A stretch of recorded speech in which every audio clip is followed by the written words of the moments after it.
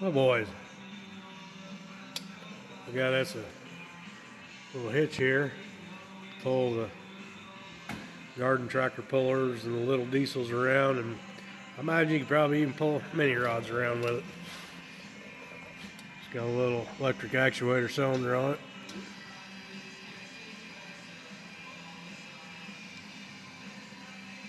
Up and down. Slides into the wreath hitch on your Ranger or Gator. I think it's going to turn out and work pretty cool. Later.